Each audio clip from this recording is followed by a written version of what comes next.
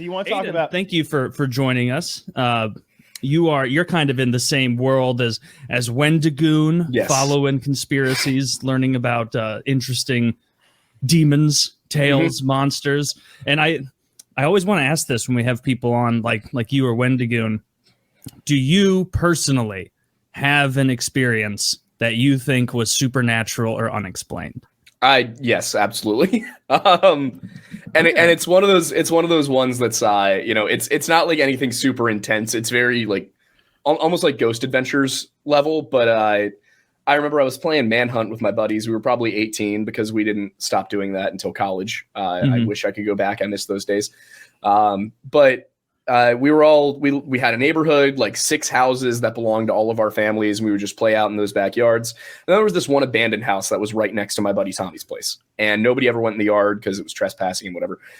One night I decided I was going to hide back there, and I'd watch everybody kind of run past me. I'm like, all right, I'm definitely alone back here. And as I had been walking in to the backyard, there was a plastic lawn chair on the driveway. And I just remember like taking note of that and continuing along. I'm hiding in the corner. And I'm looking into the opposite yard, not paying attention to what's behind me. And I just hear something, like scatter across the ground. And I turn around behind me, and the chair is like across the driveway. And also at this point, it occurred to me that it felt a little chillier than it had 5 minutes ago. And we all thought this house was haunted. We'd always kind of had that vibe about it. It was always very unsettling to be near it. And so, of course, I turn around and I'm like, I'll just tell the ghost and go back to my business. So being 17, 18, that's exactly what I did. I yell, hey. We went straight to ghost, not fox or cat. Oh, yeah. Or breeze. It was way too big of a chair. The breeze is adding up real. It's chilly. It wasn't a breeze. Exactly what I was It wasn't thinking. a breeze. It got colder. I got 3 votes. But no, but that wasn't that. Why did that computer just turn on? I don't mean to ruin That your story, wasn't but the primary one issue. time I used to keep chapstick in my pocket, and then it wasn't there. Demon.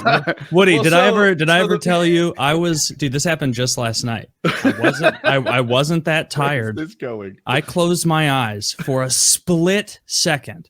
10 hours went by. Aliens.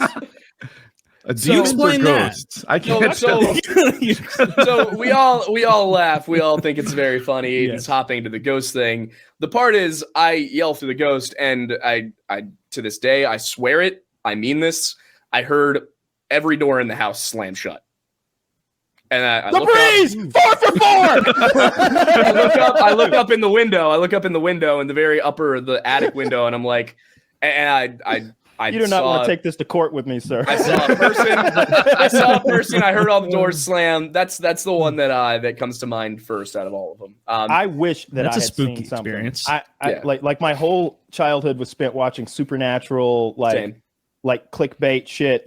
Before there were clicks, all those Fox News shows that were like every commercial break, they were just about to show you Bigfoot's pussy. Aliens and how true it definitely is. I'm talking about before that. This is pre-cable. Or pre me having cable. This is when Fox would have these little like supernatural specials, and they talk about demons and ghosts and whatnot. And I wanted it. Yeah, demon gooses. Yeah, goose. So what you mean is Nature's just demons. regular Canadian geese. Like I'm those aren't open to it. And if I ever seen anything, I would be open enough to it to be like, oh, I think that's a warlock. I think I just saw one. We got one now, but that's never happened. And I don't know, like I've been in like abandoned buildings, and I've spent so much time in the woods, like thousands of hours in the woods, and I've just never seen anything that I couldn't be like, Fox, the breeze. My mind is completely closed to ghosts. I think it's absolute bullshit 100% that there's closed. never been one. I hereby challenge every ghost watching this show to come at me, you pussy fucks. Bring it, you ghost. You know what? If I were nothing will like, happen. if I were But like the way don't- you said that you But not yelled with a out sports like injury, because that's no, not like with a sports likely. injury. No, you have to do Woody's something being more assaulted by orthopedic demons. Yeah, there's Infested with them. yeah. You need to chant the meniscus prayer so that you're safe. What I think you said that you like you demon or ghost or whatever. Yeah. I think because that is just gonna, if the ghost is real, it wants to upset you. It wants to scare you, right? And so I think that's not actually the way to do it. Is you don't shout them down. what does a demon not want? Some Sex. loser who's like obsessed with demons. And so like if you start acting like, oh, are you there, Lord Bill? Are you there, Lord Beelzebub? I was playing with my Ouija board and sacrificing cats. And then he's gonna be like, oh God. It's one of these ones. You know what? I'm gonna find someone easy to scare. It's a fan. Like that's be an annoying fan to to your demon, and he'll be gone. Yeah, It's with a Ouija board. get in that demon's Sign my DMs. soul. Always be in his DMs, pestering him. Be Asking a him Ouija. Yeah, get a Ouija board. I remember as a kid, like it's because like I went to church and stuff. My mom was like, "You can't play with the Ouija board." And it was never in my head like, I want to play with it. Because I remember even seeing like the Hasbro commercials being like, that is the lamest toy. Mhm. There's no score. How am I supposed to play this? Like, I don't care about that. But she was always like, don't you bring one of those home. And I'm like, it's not a problem. I have no money or ride. Like, I'm not going to make it out. I'm 8. Like, I remember like, I don't know. She would tell me like, don't play this at your friends' houses, and I'm like, what sort of losers do you think I'm running with? What like, year was You're this? 9 years old. Don't ever drive a This Ford. was home. probably 1998, and so it was like in the middle of like they were saying that Pokemon was demonic at the time, and like I it knew that the was 90s, silly and the stupid. 90s religious yeah, right the bullshit religious that I scare, all that nonsense. luckily was born after. Yeah, that was ridiculous. And I just always remember like in my head, I'm like, oh, those idiots thinking that Alakazam and Charizard are demonic. But in my head, always I was like, but that Ouija board thing, they seem like really upset by this. It was like way later in life that I gave it more thought, and I was like, oh, it's like kids pretending. Like, or usually I would imagine the most mature child manipulating it for the fear of others. Right. Yeah. When I was in college, they they would do little seances in the dorms and stuff. Someone would break out a Ouija board. I actually don't think I ever did one, but I'd hear about it and stuff. And the deal is like 6 people put their hand on that little Ouija thing. Mm-hmm. None of them claimed to be the one that initiated it towards the letter. But it doesn't take much for one person to make the slightest movement on this thing and everyone else to think a spirit is moving it. And yeah. I did see something with like Ouija boards, that. it's very much like a collective, like psychological thing where it starts moving in one direction. Everyone's like, oh, it's going here. And you just kind of all have the same response to it. I remember there's one guy who was on my swim team. His name was Dante. And they were asking this spirit questions about him. And all the answers were like the ones that would hurt his feelings. Yeah. And he was very hurt. It it wrecked him. And to this day, I don't know if it wrecked him because he felt like the ghost had an issue with him, or my theory that he realized 6 people had an issue with him. Yeah. I'm going with theory number 2. Yeah. Theory number 2 seems a bit Although more. black people believe in not what ghosts really happened. 4 times more than their Caucasian partners. We got to pump those numbers up, guys. 4 times more often black people believe in ghosts. I'm just picturing a guy like, they're like, is Dante gay? And he's like, ah! And the other people are like, oh no, it's going towards yes. Yeah. I mean, like I saw the same thing. Like you're right with the pressure thing. It's got little tiny pressure points. So you're pushing down. You're not really pushing down. It'd be like 4 of us all trying to push down on an ice hockey puck on the ice all at once. It's going to move.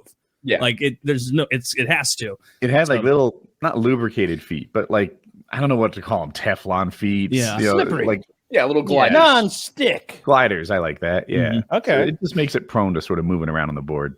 No, I like it. I've never taken most of the stories I hear about Ouija boards too seriously. It's it's always been and for me, my field of study, I went to school for medieval studies. I got a minor in religious studies, and kind of folklore and demonology and all of that has always been interesting to me.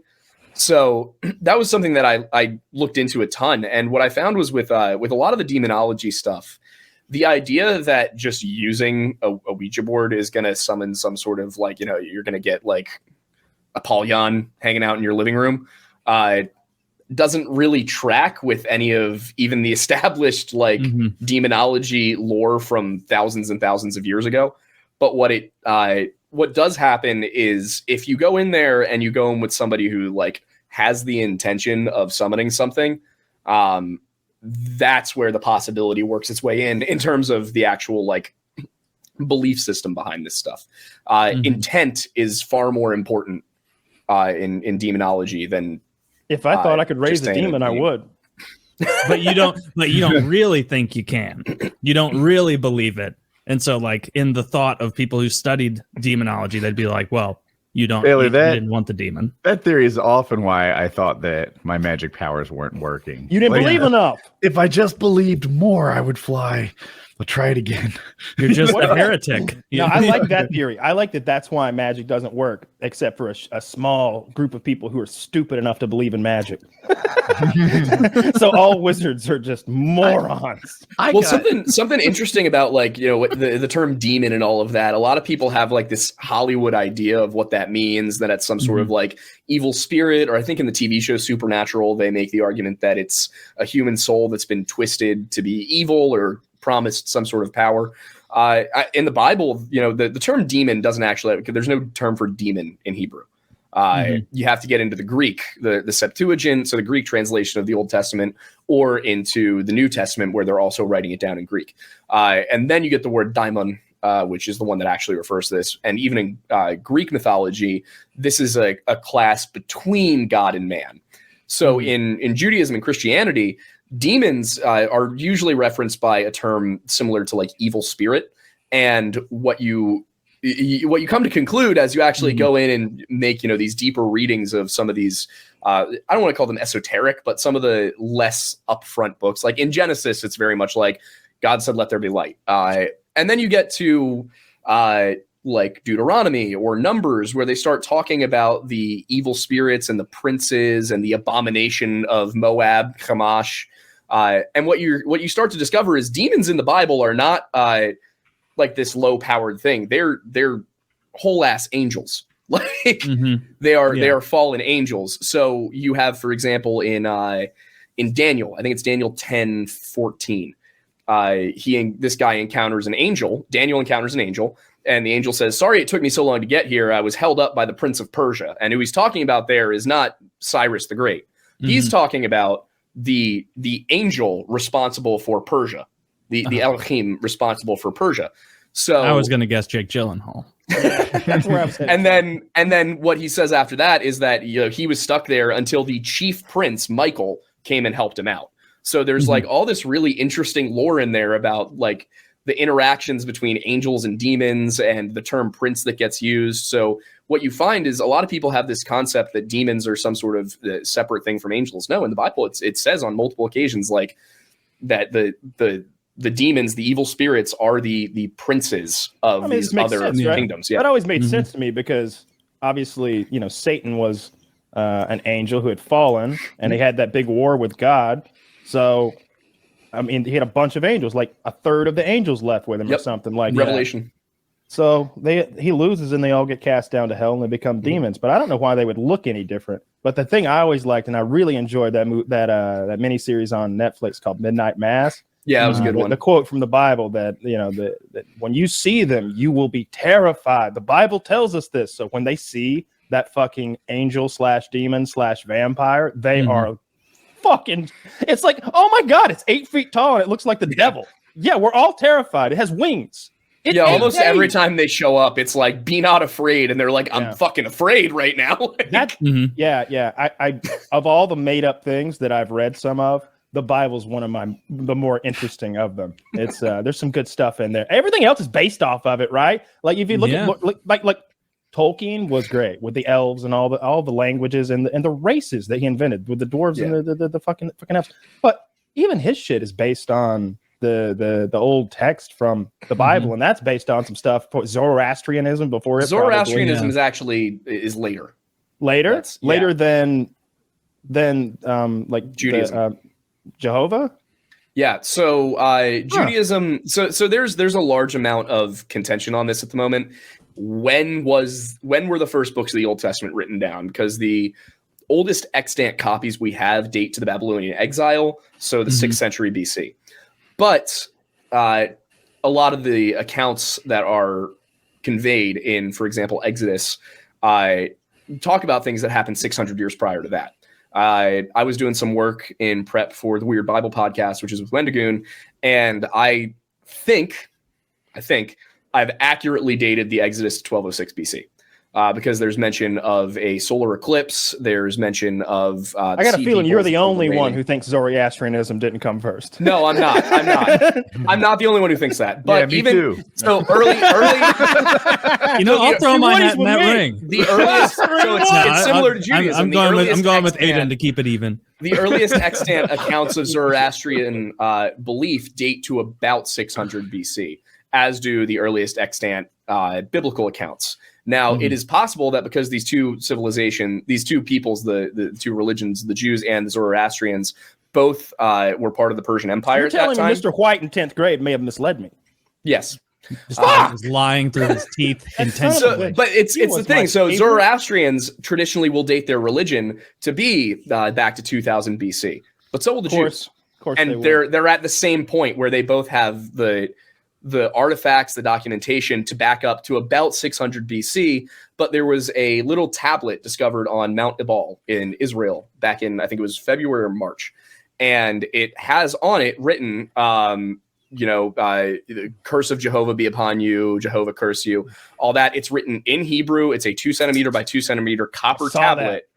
And the thing, it's tentatively dated to about 1200 BC. In Deuteronomy, and it's in the Bible. Yeah, in Deuteronomy, it says put a curse on Mount Ebal, which like the likelihood that this tablet that is this big, that somebody knew about that 600 years later and accurately put it in there, it seems very unlikely to me. And I'm not saying that Judaism is the oldest religion in the world or the first one in the world, but it's one of those things where you look at it and it's like, damn, they got a good PR team. That's old. Like, so I mean, I don't hear any Zoroastrians ever.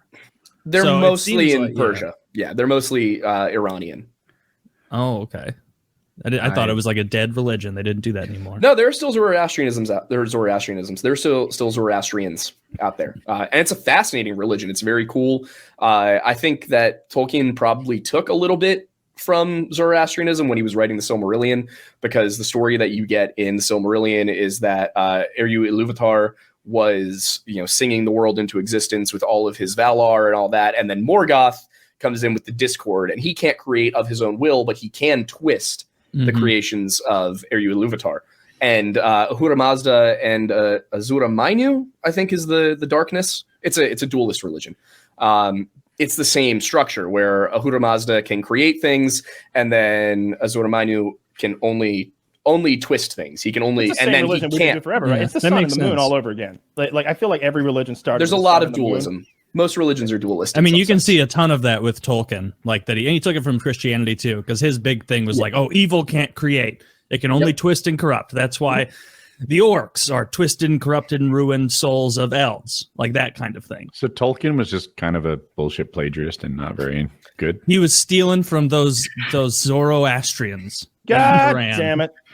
Son of a bitch. I mean, it's the same classic. There's nothing new under the sun. Everything is a reconstruction of something prior. Like, it's about, how you can put it together and can you make it entertaining? Because I doubt that anybody is going to sit there and read through the Zoroastrian texts and be as into it as you would be with Tolkien. And honestly, with him, it's the linguistics is what makes Tolkien so incredibly impressive. This guy just sat there and designed a whole bunch of languages for a world that didn't exist. To me, that's the really fascinating thing about the guy. It's very, very cool. They added the goat men later on. I enjoy that a lot too. Yeah, the goat men are fun with chaos. God, the number of times that I get questions about the goat man on TikTok. Who's the goat man? I have to explain to people that is not actually part of anybody's, like, any culture's folklore.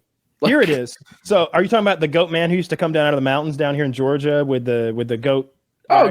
Oh no, you guys have a goat man, and Maryland has a goat man, and Texas has a goat man, and I'm like, people think it's like some Native American legend, and I'm like, not quite. Like, it's not quite where that comes from. A bleeding man. Like, no. It's a man with a wagon led by goats who lived up in the mountains, and he'd come down to town, in the spring, get his stuff, supplies for the rest of the year, and then he'd goat on back home. Man. Go And that he doesn't sound like much.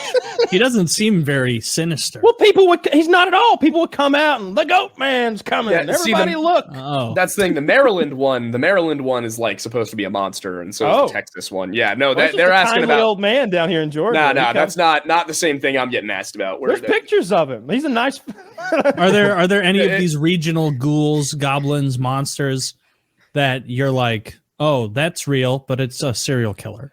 There's certain things that I am open to, or at least open to the possibility that there was a legitimate version of it sometime in the past. One of the most interesting ones that I've come across is the Wendigo, which is a Algonquin legend, and essentially it's built around the idea that when somebody commits an act of cannibalism out of desperation or greed, something along those lines, that they transform into this demonic entity that has a constant craving for human flesh. And the Native American legends on it vary from it's just a person who is a cannibal to it's a legitimate monster. But that's one where I'm like, I feel like this has its roots in something real.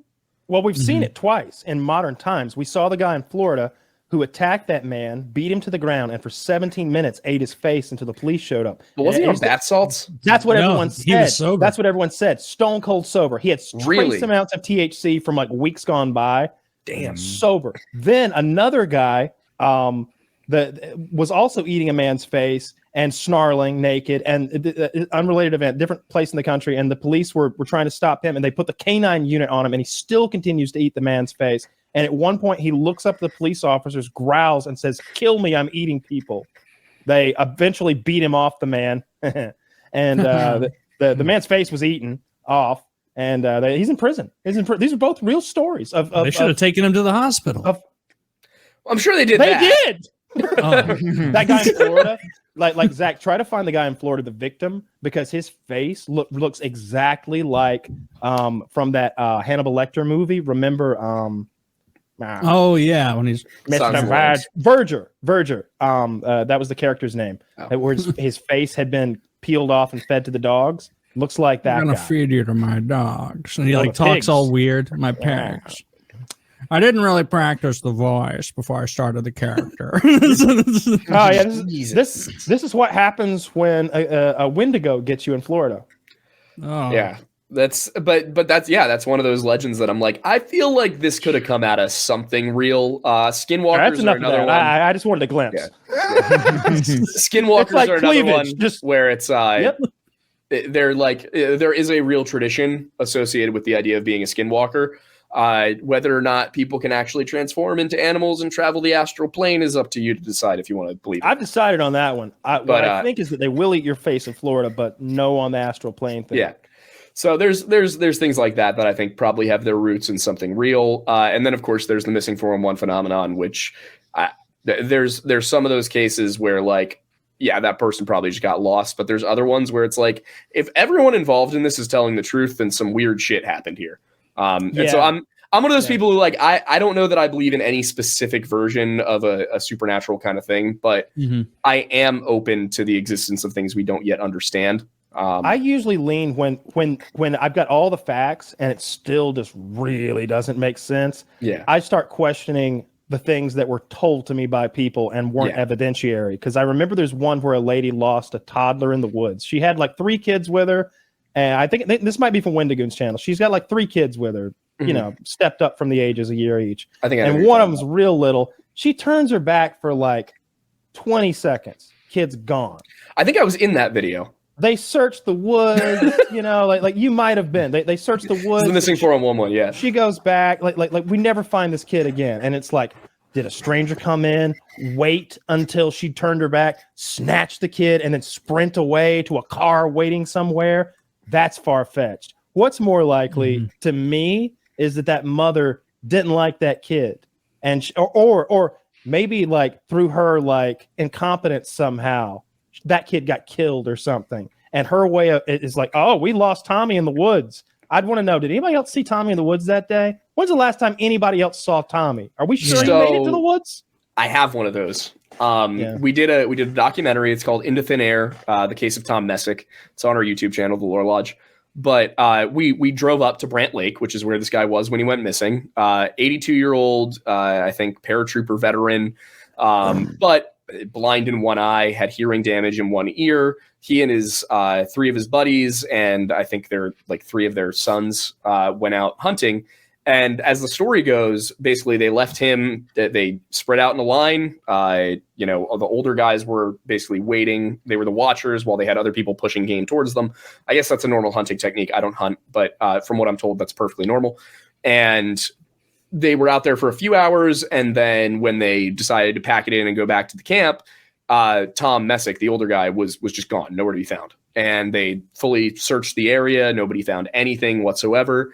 And as far as the story goes, it really sounds like this guy just vanished into thin air, which is where we got the name, but with no explanation. So we drove up there because David Politis tells this story in a certain way, and we were like, we want to get the whole story. We want to really dig in, talk to people up there, go to where he went missing, not just take somebody else's word for it. And a bunch of people up there told us, like, we don't think he was ever here. Like we think there was an accident somewhere else, or he fucked off to Cancun, whatever.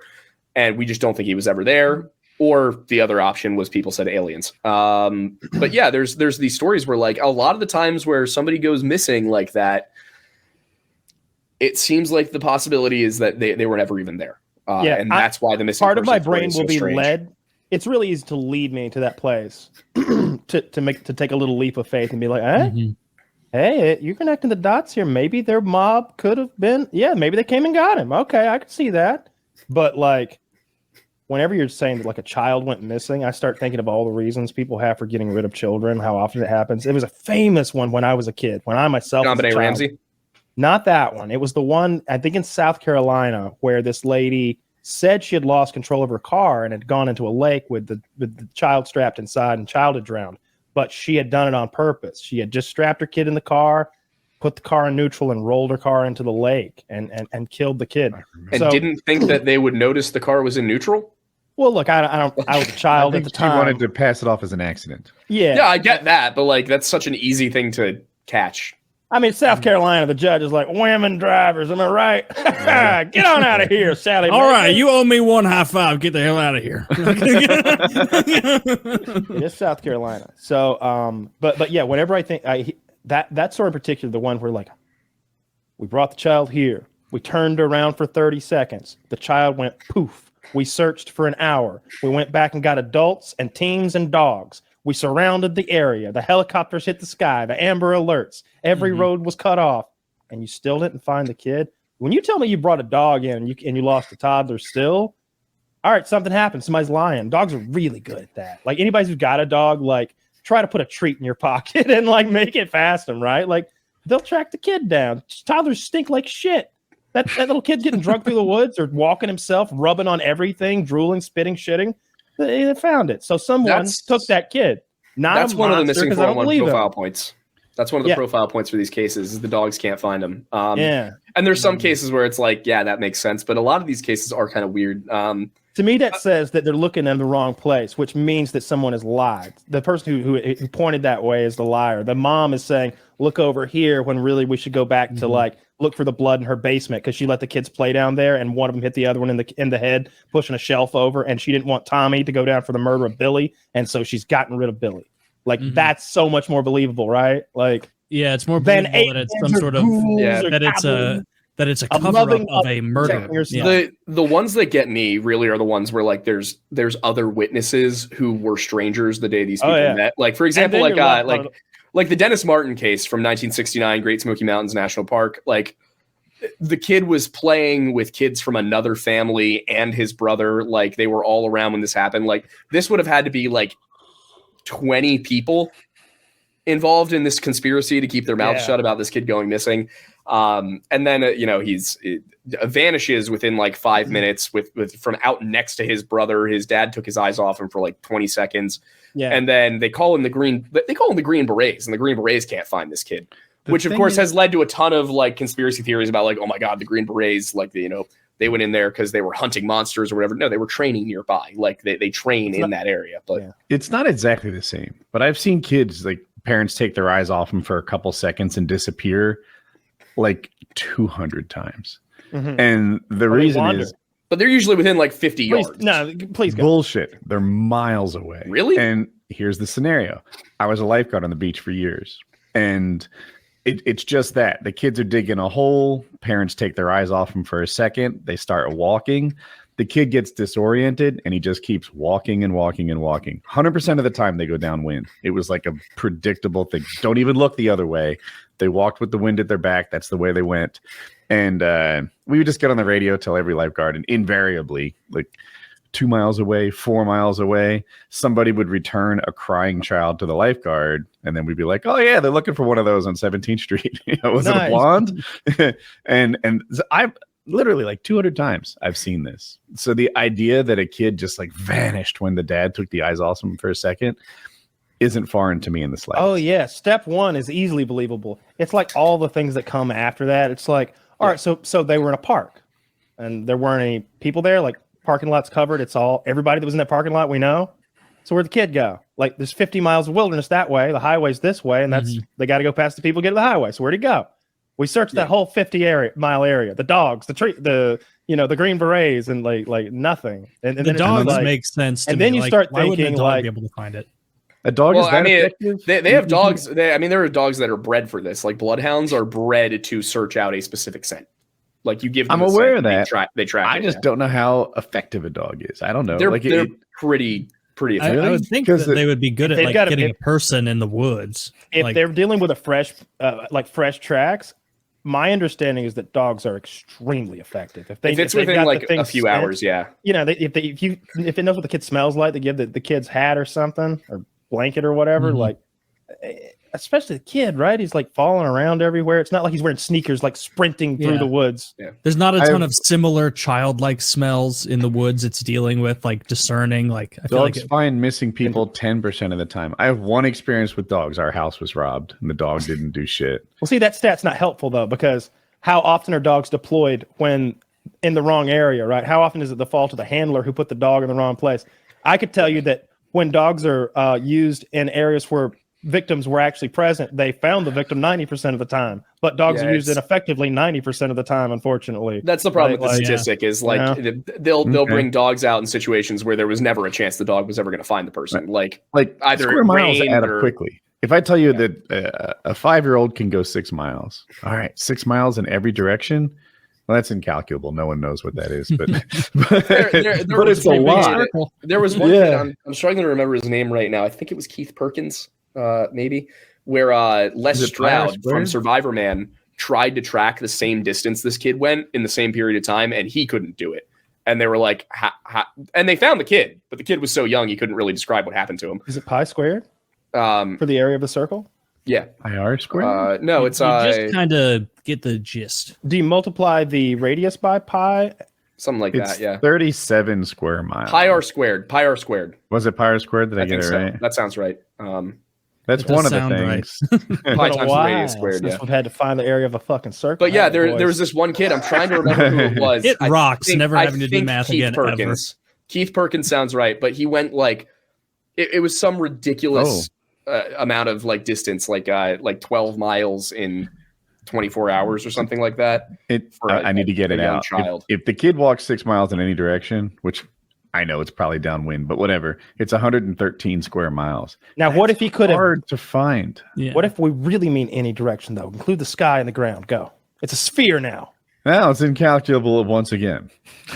Now we're getting into real shaped things. I didn't know how to do the flat. We're accounting for mole people cubic now. miles. We're accounting. Okay, we're 113 square miles is a Thunderbirds. lot of area to search. It is. Like if you're talking about like a body in the leaves. One of the things they thought maybe a thunderbird came and grabbed the child and flew away with her. A thunderbird, like Yes, the mythical Native American giant birds who not mythical at all. They existed, but you know the Indian stuff they call you thunder, can't I guess. disprove that. But well, those birds existed, but they come down and they take the child away. They don't exist anymore. But it was either a thunderbird or maybe one of those reptilians who live under the ground. What are those called? The Doctor Who named them.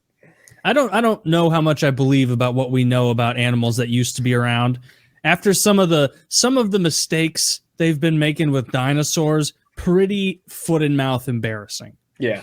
Because for a while, to keep us interested, they were finding like 6 bones and then arranging them in the absolute coolest possible way. Yeah. And they're like, look at this. And it's like, what? And then a few years later, oh, it's actually way smaller. Oh, actually, velociraptors aren't cool. They were the bitches of the dinosaur world. Oh, that's not because of paleontology. That's because of Jurassic Park. It's all one thing. Yeah, the paleontologists were like, no. And then the paleontologists did have some things to say about the velociraptors. I will give them that. But what happened is it's one of those things that's gone both ways now. I think they found some velociraptors in Asia or something that are bigger, like mega raptors or some shit, and they would. I believe again. Yeah, you can believe again. So it's wholly contingent on how cool velociraptors are because they are. I mean, you're talking to a guy who made his image and his living talking about how the National Park Service is hiding the Wendigo. So like, dude, one of those, I don't know whose it was, but I saw it a few years ago and I think it was just late at night and I was a little creeped out anyway. And, lived by myself and they were suggesting what they did is they overlaid 2 maps, one of missing persons and one of the national parks and the cave systems particularly. Yeah. I'd seen that movie, The Descent. So I have that little thing in the back of my head and I'm like, my heart starts beating a little bit faster. I'm like, I think there's something to this. God damn, those maps just line the fuck up. Like this isn't correlation. And this, they line up. Those dots are on top of each other. And then I was like, well, yeah, of course. There's assholes are wandering in a park next to a cave. Of course they go missing. Like they're out in the middle of nowhere next to a cave. Sometimes they go there to go spelunking. Yeah, those ones when somebody goes missing spelunking, that's not exactly a mystery. It's very obvious. I've seen that. I've seen that exact map where it shows missing people and then the caves. Yeah, people are getting lost in caves. Dude, it's scary. And we got a ton of caves. We get a lot of dude out in Texas. I'm glad. Obviously, I'm glad you got the map. Out in Texas, I saw so many cool caves. I saw 2 cool caves. I say so many. They were so cool to go into, though. You could have kept that. I would have bought so many. I saw 2. And then in Tennessee, have you guys ever done one of those cave tours? Like they got a couple in Tennessee. I did one in Pennsylvania, the Crystal Cavern, something like that. Crystal Caverns. There's one in Tennessee that's really nice. Maybe this is like every cave everywhere. They do the same bit, but they've got some like cool lighting in there. But then they turn it all off, so you get to experience pitch black. And it is otherworldly black. It reminds me of that substance that's like completely black and doesn't reflect any light. There's 0 light when you're in a cave.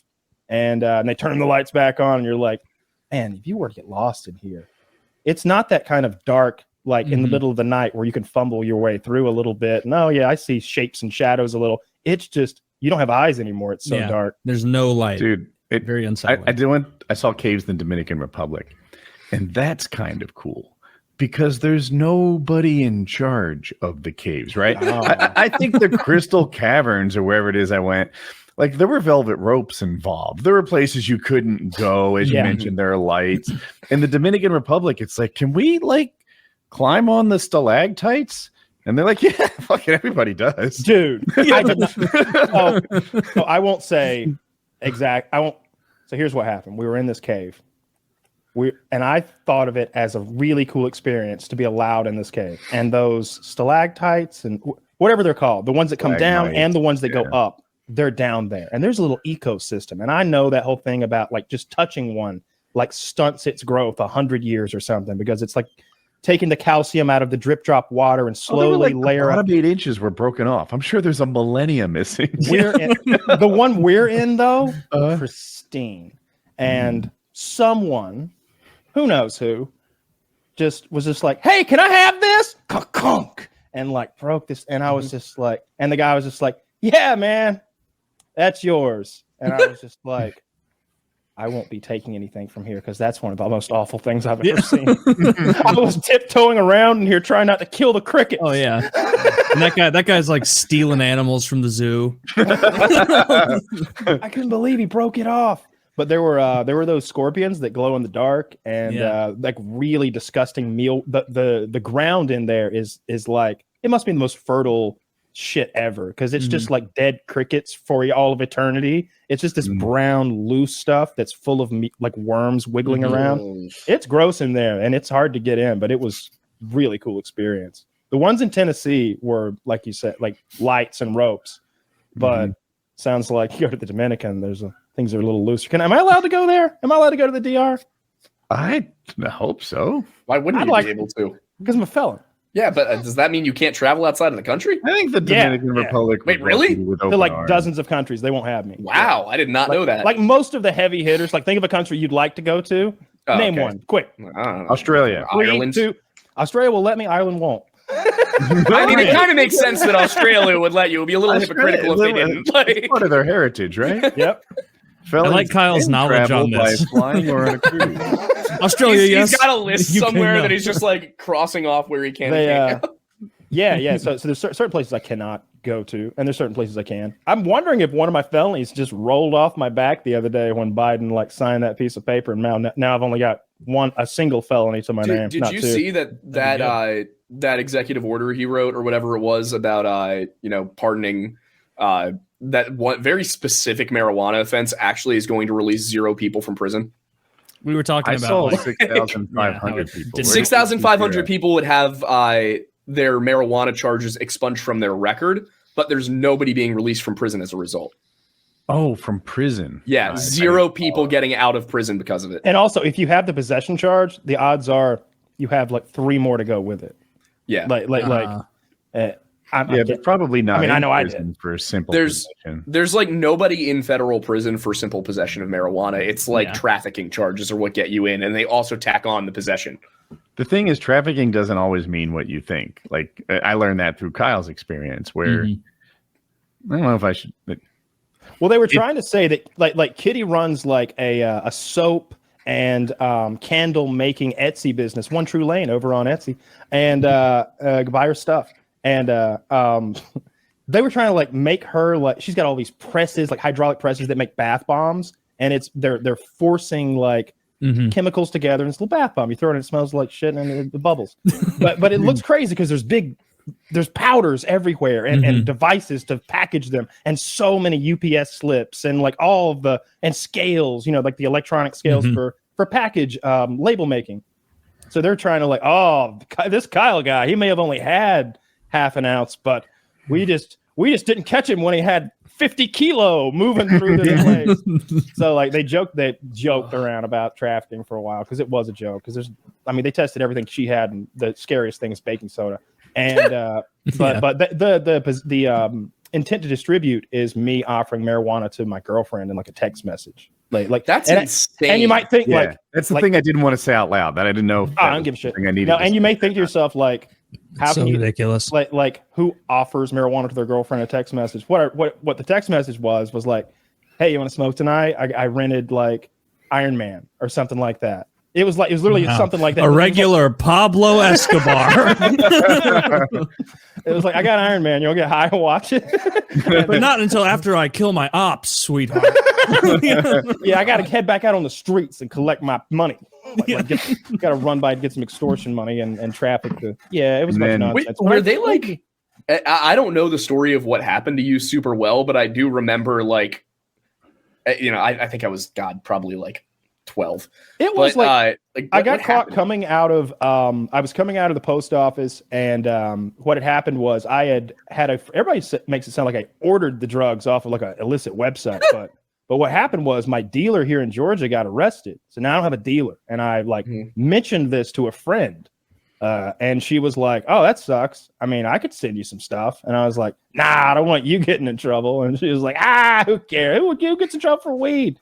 And so like a friend just was mailing me like a little bit of weed every now and then. But yeah, they smelled it, I guess, at the post office. And so there was a whole like sting set up. So as soon as I took possession of it, they're like, someone show us your hands about to get their mail. Yeah, it was a whole thing. I had to go. It was at the post office at a in a PO box, and the first red flag was it wasn't in the PO box, so I had to like go to the counter and be like, "Hey, I got a slip in my PO box. Did I miss a package?" And I either she didn't know or she's a good actor because I really wish she'd like winked at me or like squeezed my hand twice or something, because the fucking agent is right behind me in line. Oh my God. He's right there. So what was it connected to what you were doing on YouTube, or was it just total luck of the draw that this happened? I think that makes me a little bit more of a catch in some ways, but it was just stupid me and bad luck. I should have moved out of the state years before then. I shouldn't have been having my friends send me weed. That's a thought. But then you'd have less weed. But then I'd be fucking sober all the time, and who wants that shit? Yeah, exactly. Yeah. So we all assumed it had something to do with the guns at the time, like that. No, there was a thing though. Like they had some. I don't know exactly how it works, but they have these point multipliers that could impact how long he was in prison. Yeah. Really? And like every gun and maybe every specialized gun, like full auto or silencer or something, like made it worse. Now all the guns were legal, everything was okay. I was gonna say that's a lot of guns. But they assume in the law that the guns are related to the distribution. In Kyle's case, of course, they aren't. They're related to this YouTube channel where he's Russian. But they're like, yeah. So YouTube channel where he's Russian. Yeah. But the prosecution wants to tie the guns to the Netflix and chill. They're trying to say that these guns are part of my criminal enterprise. I use them to protect my drug business. Right. That's what that law is meant for. So they go after this drug dealer who's got 3 guns on him, and they're like, okay, one's for him and 2 is for his lieutenants. They're protecting the drug business. Each one of them another 3 years, 9 years plus the 5 we gave you, 14. Go. But in my case, they try to apply the same thing to me. And at some point, they stopped counting guns, but they didn't run out of guns. But before they ran to the limit of like years they can tack on for guns. If but they you had like 100-ish, right? That's a good estimate. Yeah, over 100. So like I think it's like 10 or something. They can only, or maybe it was 5, maybe like 5, and each one is like 2 years or 3 years. It was going to add like another decade or so. And then also if they do the trafficking thing, and then I had a gun whose serial number was slightly obscured because it had been professionally painted to like look silly, like a gun from Call of Duty. And they were trying to use a law that's meant to get people who destroy serial numbers and try to apply that to me. That's another decade mandatory. So that's why I said, okay, and possession with intent, let's go. Because I didn't want to deal with all of that craziness. The law said obliterated serial number. That's how the law obliterated. Read. Yeah, I might have mispronounced. Altered or obliterated. That's the okay. And I was like, "What is that?" And I was cautious about it, even asking Kyle details, because every time I have a secret to keep, then that's something I have to very carefully censor myself. I'm on this microphone 5 hours a week, and so I didn't even know some of these answers. But I'm like, did Kyle fucking scratch off a serial number? Like I didn't know, and I didn't need to know, and I later found cool out. Of you. Yeah. Yeah, and not only did I not scratch one off, but I'm like one of the few guys who can, like, because I've got all the FFL and the SOT, all that paperwork. I can take your gun, grind that fucking serial number off, and change it to anything, including nonsense. I can make it shit stain 101. Yeah. Write it in my logbook. This is a Browning shotgun. Serial number shit stain 101, and it is legally shit stain 101. If it ever gets, I could sell it to somebody, register them now. They go on do a crime with it. It goes to court as a piece of evidence. They're like, yes, sir, Your Honor. This is Browning serial number shit stain 101. Yeah, that's what it legally is now. I'm the guy who can do that kind of shit. So the idea of me painting over a serial number to hide it on my own gun is just, that law's not meant for me. Yeah, it doesn't make sense. So that was the situation. For people who don't know what the story is, we didn't say it just now. He took the gun to a pro to be painted, maybe like a Call of Duty gun, like a special camo or something. And they got paint in the serial number. This isn't some random person. This is what they do. Snow camo. Okay. And then they accused Kyle of obliterating the serial number. And I'm like, that was just bullshit. That's not fair. Yeah. I'm like at the very most obscuring it slightly. Yeah. And he's allowed to. And well, I mean, if anything, it's like on that gun did not have a very legible serial number, but it can become legible with like your fingernail, some spit, maybe like some time, like we just need to like hit it with some crayon and with the light, like we'll be able to tell like it's paint, it wasn't it's engraved. Anyway, I don't want to talk about that anymore. The audience heard that so many times ad nauseum.